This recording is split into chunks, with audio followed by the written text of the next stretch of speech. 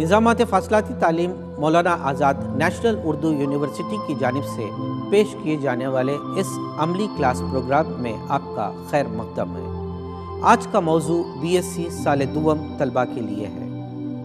मौजू है फूल की तारीफ़, डिस्क्रिप्शन ऑफ फ्लावर। अज़ीज़ तलबा, जैसा आप जानते हैं आलिम नबातियात को दो ग्रुप्स में तकसीम किया गया। पहला गैर ज़हरावी पौधे और दूसरा ज़हरावी पौधे। गैर ज़हरावी पौधों को क्रिप्टोगैम्स कहते हैं और ज़हरावी पौधों को फेनेरोगैम्स कहा जाता है। क्रिप्टोगैम्स में ऐसे पौधे शामिल किए गए हैं जिनमें फूल, फल और बीज तैयार नहीं होते हैं। इनमें तौलीद बज़रों की मदद से अंजाम पाती है, लेकिन ज़हरावी पौधों में फूल देने वाले पौधे शामिल किए गए हैं जिनमें फूल, फल और बीज तैयार होते हैं। बीज तैयार होने की वजह से इन पौधों को तुख़मी पौधे या स्पर्मेटोफाइट्स कहते हैं। तुख़मी पौधों को या स्पर्मेटोफाइट्स को दो ग्रुप्स में तकसीम किए गए हैं, जैसे कि एंजियोस्पर्म्स और जिम्नोस्पर्म्स। एंजियोस्पर्म्स को बंद बीज पौधे कहते हैं और जिम्नोस्पर्म्स को खुल बीज पौधे कहते हैं। बंद बीज पौधों में या तमाम एंजियोस्पर्म्स में फूल एक तौलीदी आज़ा है। जैसा आप जानते हैं बंद बीज पौधे के चार अहम हिस्से होते हैं: जड़, तना, पत्ते और फूल। जड़ आमतौर पर ज़ैर ज़मीनी होता है, लेकिन फूल, फल और पत्ते हवाई होते हैं। फूल इन तमाम पौधों में तौलीदी आज़ा है जो सनफी तौलीद में या सेक्सुअल रिप्रोडक्शन में अहम रोल अदा करता है। एक तमसीली फूल या एक टिपिकल फ्लावर की साख्त को जब देखेंगे तो फूल की एक छोटी सी डंडी नुमा साख्त होती है। इस छोटी सी डंडी नुमा साख्त को पेडिसल कहते हैं या फूल की डंडी कहते हैं। अगर फूल में डंडी मौजूद हो तो इस फूल को पेडिसिल्ले कहते हैं। इस डंडी के ऊपरी जानिब एक प्याला नुमा या सासर नुमा साख्त पाई जाती है। इस प्याले नुमा साख्त को अर्शा या थैलेमस कहा जाता है। इस थैलेमस के ऊपरी जानिब चार मुख्तलिफ किस्म के लीव्स या पत्ते पाए जाते हैं। इन पत्तों को ज़हरावी पत्ते या फ्लोरल लीव्स कहते हैं। फ्लोरल लीव्स फूल में चार मुख्तलिफ किस्म के होते हैं। पहला अकमामा, दूसरा अकलीचा, तीसरा नरकोट और चौथा मादाकोट। इस तरह से कैलिक्स, कोरेला, एंड्रोशियम और गाइनोशियम फूल में पाए जाने वाले चार ज़हरावी पत्ते हैं।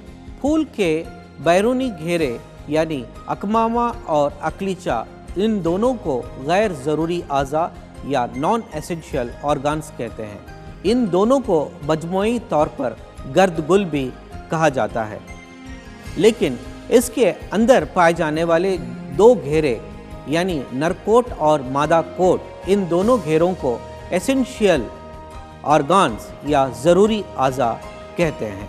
आमतौर पर फूल बरगों के बगल से नमो याफ्ता होता है। फूल में जब बरगे पाए जाते हैं तो ऐसे फूल को ब्रैक्टिएट फ्लावर या बरगेदार फूल कहते हैं। जैसा कि मैं आपको इस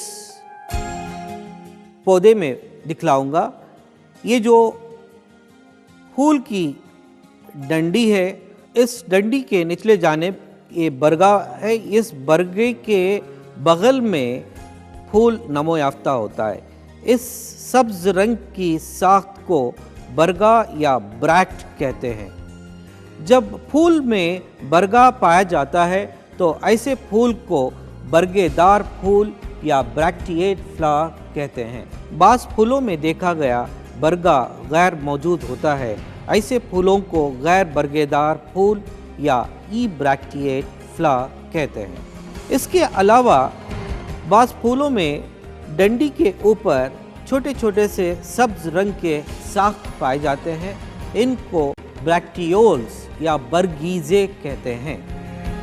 बरगीजे जब फूल में मौजूद हों तो ऐसे फूल को बरगीजेदार फूल कहते हैं, और बाज़ फूलों में देखा गया बरगीजे गैर मौजूद होते हैं। इन फूलों को गैर बरगीजेदार फूल या ई ब्रैक्टियोलेट फ्लावर कहते हैं। इस तरह से फूल में 4 अहम हिस्से या 4 ज़हरावी पत्ते पाए जाते हैं: अकमामा, अक्लीचा, नरकोट और मादाकोट। जब ये चारों घेरे फूल में मौजूद हों तो ऐसे फूलों को कंप्लीट फ्लावर्स या मुकम्मल फूल कहते हैं। और अगर इन चारों में से कोई एक घेरा गैर मौजूद हो तो इस फूल को गैर मुकम्मल फूल या इनकम्प्लीट फ्लावर कहते हैं। जैसे कि आप सुनकर बड़ी ताज्जुब हो रही होंगी आप लोगों को कि क्या फूल गैर मुकम्मल हो सकते हैं क्या? जी हाँ, एक मिसाल आप दे सकते हैं। जैसे कि एक सनफी फूल में या तो नर कोट होता है या मादा कोट होता है। जब सिर्फ नर कोट होता है तो ऐसे फूल को नर फूल कहते हैं। तो यहाँ पर सिर्फ 3 घेरे होते हैं: कमामा, अक्लीचा और नर कोट। उसी तरह से जब मादा फूल की बात करते हैं तो मादा फूल में भी जो है 3 घेरे होते हैं, जैसा कि अकमामा, अक्लीचा और मादा कोट। नर फूल को स्टैमिनेट फ्लावर्स कहते हैं और मादा फूल को पिस्टिलेट फ्लावर्स कहते हैं। साख्त और सिमेट्री के बुनियाद पर फूल 2 किस्म के होते हैं: एक्टिनोमॉर्फिक फ्लावर्स और ज़ाइगोमॉर्फिक फ्लावर्स। एक्टिनोमॉर्फिक फ्लावर्स को किरणमुखी फूल कहते हैं और दूसरा ज़ाइगोमॉर्फिक फूल को जवासा तशाकुल भी कहा जाता है। पहला किरणमुखी फूल। फूल के मुख्तलिफ अज़ू घेरे में एक जैसे तरतीब दिए होते हैं। इस तरह फूल को तूली तौर पर 2 मसावी हिस्सों में तकसीम किया जा सकता है। ऐसे फूलों को किरणमुखी फूल या एक्टिनोमॉर्फिक फ्लावर्स कहते हैं। लेकिन जब जवासा तशाकुल की बात आती है, इनमें एक ज़रूरी यानी एक तूली मुस्तवी से ही एक तूली मुस्तवी से ही फूल को 2 एकसा हिस्सों में तकसीम कर सकते हैं। ऐसे फूलों को ज़ाइगोमॉर्फिक फ्लावर्स कहते हैं। बैज़दान या ओवरी के मुकाम पर फूल 3 किस्म के होते हैं: हाइपोगाइनस, पेरीगाइनस और एपीगाइनस फूल। अब इन तीनों फूल के बारे में मैं आपको चार्ट की मदद से समझाऊंगा। ये एक फूल की तुली तराश है। इस तुली तराश में 4 अहम हिस्से नज़र आ रहे हैं। बैरूनी घेरा अकमामा या कैलिक्स का होता है, और दूसरा रंगीन जो घेरा जो नज़र आ रहा है ये अक्लीचा या करोला कहते हैं, और तीसरा घेरा नरकोट का होता है, इसको एंड्रूशियम कहते हैं, और उसी तरह से अंदरूनी जानिब पाए जाने वाला घेरा मादा कोट या गाइनोशियम। इस तरह से फूल में 4 अहम घेरे होते हैं। इनको ज़हरावी पत्ते या फ्लोरल लीव्स कहते हैं।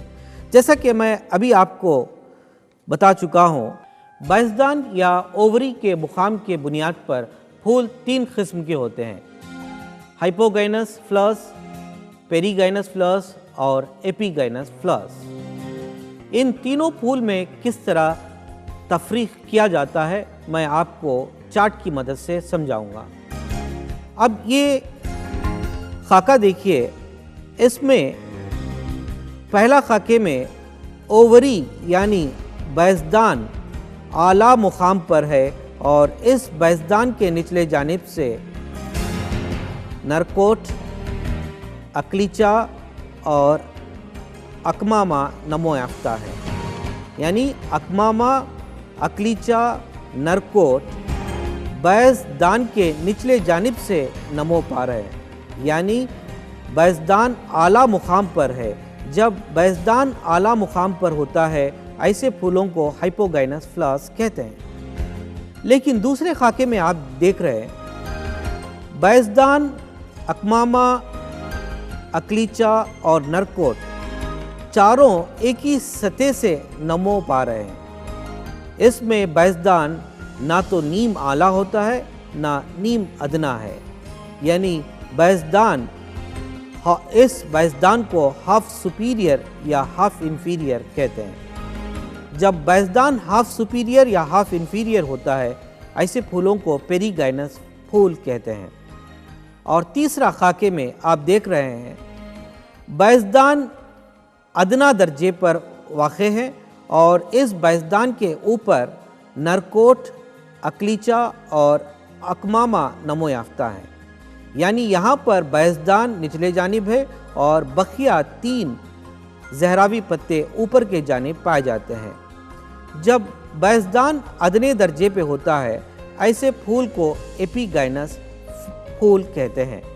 तो इस तरह से मुकाम के बैजदान के मुकाम के बुनियाद पर फूल के 3 किस्म हैं। जब ओवरी सुपीरियर होती है तो फूल को हाइपोगाइनस कहते हैं, और जब ओवरी हाफ सुपीरियर या हाफ इंफीरियर होती है तो पेरीगाइनस फूल कहते हैं, और ओवरी इंफीरियर होती है तो ऐसे फूलों को एपीगाइनस फ्लावर्स कहते हैं। मैं अब आपको फूल में पाए जाने वाले 4 जहरावी पत्तों के बारे में तफसील से बतलाऊंगा।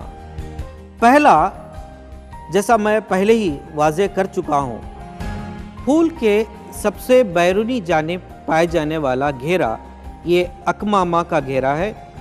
ये सब्ज़ रंग का होता है।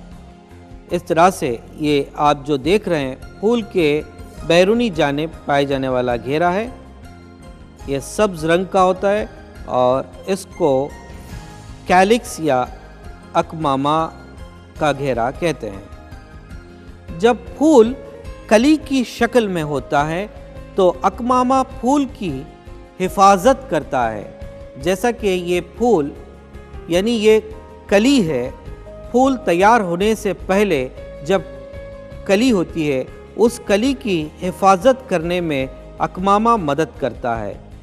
जैसा आप ये देख रहे हैं, ये अकमामा का पहला पत्तिया है और ये दूसरा, इस तरह से तीसरा, ये चौथा और ये पंचम।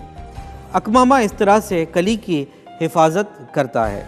आम तौर पर अकमामा बारवरी से क़ब्ल फूल से झड़ जाता है, यानी हम कह सकते हैं अकमामा एफीमेरल होते हैं, यानी ये आर्जी होते हैं। लेकिन बाज़ पौधों में देखा गया है अकमामा फल तैयार होने के बाद भी फल से जुड़े हुए होते हैं।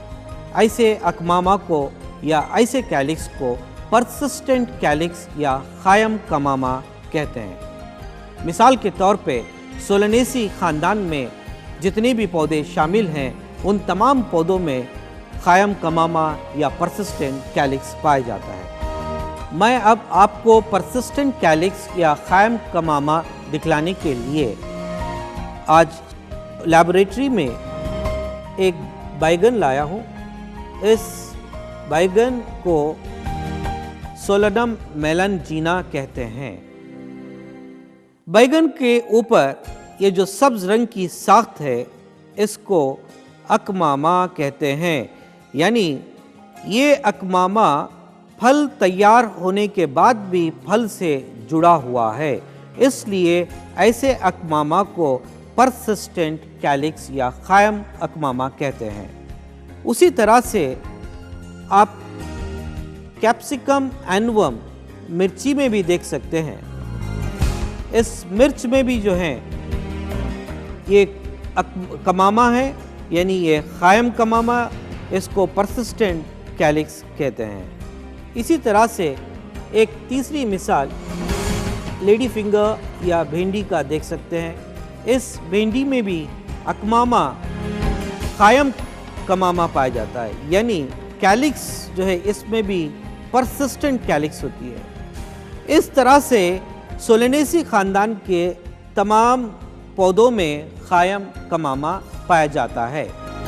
कमामा आम तौर पर आज़ाद होते हैं या मरबूत भी होते हैं। जब कमामा आज़ाद होते हैं तो इस हालात को पॉलीसेपलस कहते हैं, और बाज़ फूलों में देखा गया कि कमामा मरबूत होते हैं, जुड़े हुए होते हैं। ऐसे जुड़े हुए कमामा को गैमोसेपलस कहते हैं। मिसाल के तौर पे अब इस फूल में देखिए, ये दतूरा का फूल है। आप देख रहे हैं ये फूल की डंडी है, और ये जो सब्ज रंग की जो साख्त नजर आ रही है इसको कमामा कहते हैं। कमामा आपस में जुड़कर एक फनल शेप साख्त को बनाए, ऐसे कमामा को गैमोसेपलस, ऐसे हालात को गैमोसेपलस कहते हैं।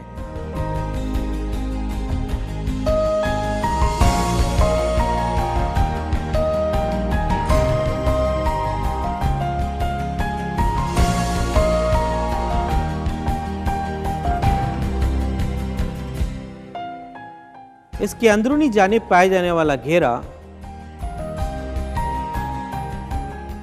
ये अक्लीचा का घेरा है। इसको अक्लीचा या कोरोल्ला कहते हैं। फूलों में अक्लीचा या कोरोल्ला 5 या 5 से ज़ायद भी हो सकते हैं। बाज़ फूलों में 3 भी पाए जाते हैं। मिसाल के तौर पे मोनोकोटिलिडन्स में 3 होते हैं, लेकिन डाइकॉट्स में 5 या 5 से ज़्यादा अक्लीचा पाए जाते हैं। अक्लीचा मुख्तलिफ रंगों के होते हैं। यहाँ पर आप अक्लीचा का रंग जो देख रहे हैं ये सफ़ेद है, लेकिन दूसरे फूल में आप जैसा आप देखेंगे ये अक्लीचा येलो कलर या पीले रंग में है। फूल का दूसरा घेरा अक्लीचा कहलाता है, जो रंगीन होता है और पारज़ैरगी में मददगार साबित है। अक्लीचा के इस तरह जो 5 पत्तियां जो नज़र आ रहे हैं इनको पंखड़ियां या पेटल्स कहते हैं। बाज़ फूलों में 5, बाज़ में 3 या 5 से ज़ायद भी होते हैं। इस फूल में आप पेटल्स या पंखड़ियां जुड़े हुए देख रहे हैं। ऐसे जुड़े हुए पंखड़ियों को या पेटल्स को गैमोपेटलस कहते हैं। इस हालात को गैमोपेटलस कहते हैं। लेकिन दूसरे फूल में मिसाल के तौर पे इस विंका रोजिया फूल में आप देखेंगे पंखड़ियाँ 5 हैं, लेकिन ये 5 पंखड़ियाँ आज़ाद हैं। ऐसे आज़ाद पंखड़ियों को पॉलीपेटलस कहते हैं। यानी जब पंखड़ियाँ आज़ाद होते हैं तो इस हालात को पॉलीपेटलस कहते हैं। तो इस फूल में आप जो अभी आप गैमोपेटलस की हालात देखें, अब ये दूसरा घेरा था। अब इस दूसरे घेरे के बाद हम फूल के अंदरूनी जानिब पाए जाने वाले तीसरे घेरे को देख रहे हैं। जब इस तरह से हम इस पंखड़ियों को जब अलग कर रहे हैं तो आप फूल के अंदर पाए जाने वाली साख्त को देख सकते हैं। इस तरह से मैं अक्लीचा को हटा दे रहा हूँ, यानी पेटल्स को हटा दे रहा हूँ, और आप यहाँ पर देख रहे हैं कि ये जो अंदरूनी साख्त यानी तीसरा घेरा, फूल का जो तीसरा घेरा है, इस घेरे को नरकोट का घेरा या एंड्रूशियम कहते हैं। ये फूल का तीसरा घेरा है। एंड्रूशियम या नरकोट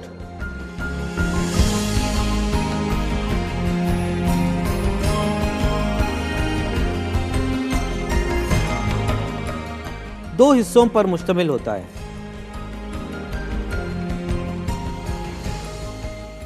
मिसाल के तौर पे ये मैं जो बतला रहा हूँ ये नर कोट का हिस्सा है, यानी एंड्रोशियम है। एंड्रोशियम को माइक्रोस्पोरोफिल भी कहते हैं। नरकोट या एंड्रोशियम दो हिस्सों पर मुश्तमिल होता है। डंडी नुमा साख्त को फिलामेंट कहते हैं और इस डंडी नुमा साख्त के रासी हिस्से पे जो फूली हुई साख्त जो नज़र आ रही है इसको एंथर कहते हैं। यानी इस तरह से एंड्रोशियम या नरकोट को दो हिस्सों में तकसीम कर सकते हैं। एक फिलामेंट या इसको रश्तक कहते हैं और दूसरा हिस्सा जरदान। जरदान में ज़ेरा दाने तैयार होते हैं, यानी इस जरदान में पोलन ग्रेन्स तैयार होते हैं। एंड्रोशियम को माइक्रोस्पोरोफिल भी कहते हैं। इस तरह से फूल के 3 हिस्सों के बारे में मैं बतलाया हूं और चौथा घेरा गाइनोशियम का घेरा या मादा कोट का घेरा होता है।